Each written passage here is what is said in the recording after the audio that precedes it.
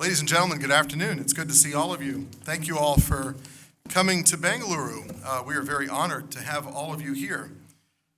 Let me begin my remarks by saying that whenever I'm in Bengaluru, I feel like I'm at home, and I feel really happy to be here. And I want to thank the entire USIBC team for all of the hard work that they've done in organizing what we hope will be a great afternoon of thought leadership and painting of an ambitious vision of the future of U.S.-India ties. So thank you all very much. Our guest of honor, Honorable Minister Shri Priyank Kharge, Honorable Member of Parliament Shri Sashmit Patra Ji, Mr. Chris Hodges, the United States Consul General in Chennai, Dr. Kiran Majumdar Shah, respected board member of USIBC and president and founder of Biocon, Ms. Nivruti Rai, CEO of Invest India, Mr. Rishi Mehta, the CISO of HCL Tech, Ms. Kami Vishwanathan, President, Middle East, Indian Subcontinent, and Africa for FedEx, also a USIBC board member, dignitaries, friends, including those particularly who have traveled in from a long way away. I heard Boston, all the way in from Boston, Delhi, other places. We welcome all of you. It is indeed a privilege and an honor once again to be in the midst of Nama Bengaluru, a city that truly blends the cultural aesthetic with modernity. Bengaluru's charm has always been a source of inspiration and innovation, the hallmark of a truly global city. We truly appreciate Honorable Chief Minister Siddharamaiah Ji for joining us at the USIBC board mission last year. We were sorry that he was called away to Delhi and could not join us today, but we appreciate his leadership and his constant support and that of his government to all of the USIBC member companies here, and indeed so many that are thriving in Nama Bengaluru. On behalf of the U.S.-India Business Council Board of Directors, I welcome you all to our 50th anniversary Golden Jubilee Special Summit.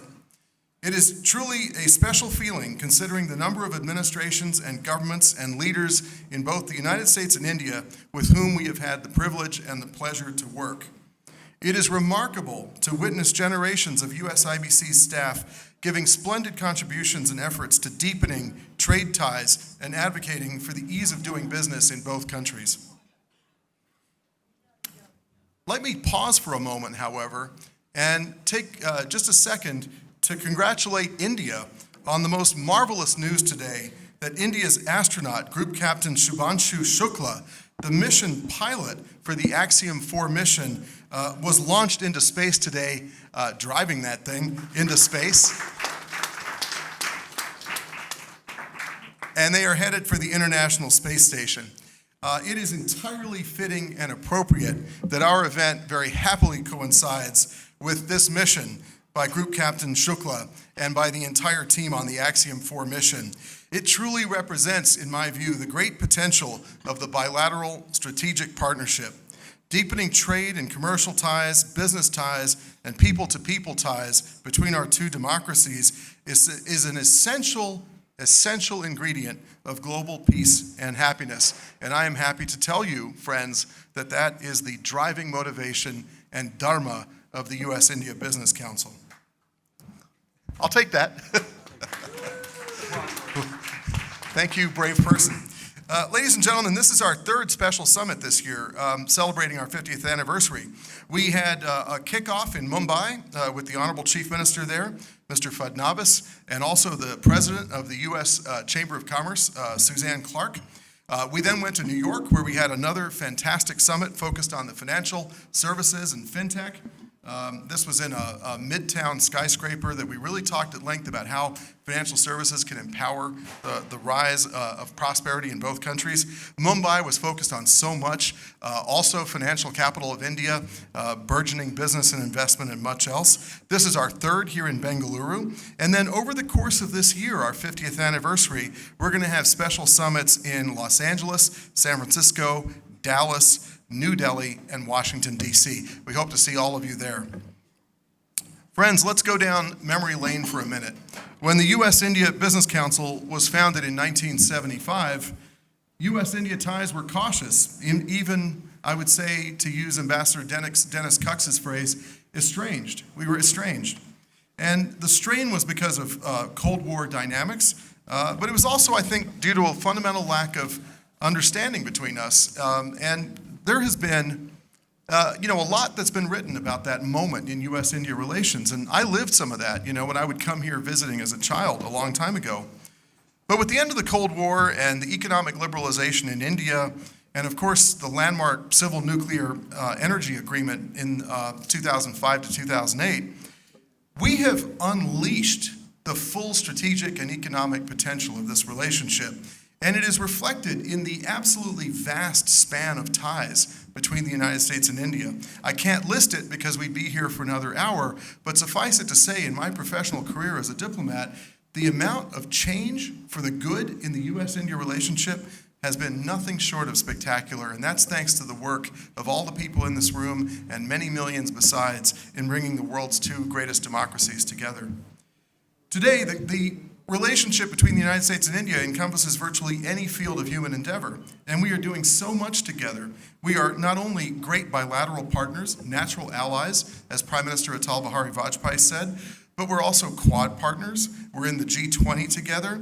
G7 we meet regularly. The U.S.-India partnership has many, many facets that are helping advance the happiness and prosperity of both of our peoples and, of course, of the entire planet. The evolution of the partnership has also come full circle from estrangement to engagement, from I think, a little measure of, I would say, apprehension in both directions back in the 70s, to strategic convergence. And we at USIBC are very honored and privileged to play our role. I think if you asked us what our USP is, the answer is it's thought leadership. We try to take the expertise of our members, add to it the expertise of our team in Washington and in India, and provide ideas in the public thought leadership space that we try to be very respectful about and very constructive about in trying to see a brighter future come true for the people of the United States and India. And so we are delighted that you have joined us today, because it is our very respectful hope that we can continue not only over the past 50 years, but going into the next 50 years, to play a key role as an industry partner to work with both governments and with all of our stakeholders in launching initiatives that are useful to both countries in every realm of technological, economic, investment, trade, and so many other things. We are deeply engaged and privileged to do so with both governments in the India-US Trust Initiative that Prime Minister Modi and President Trump announced at the White House in February. And we have specific focuses on many different working areas, including artificial intelligence and much else besides.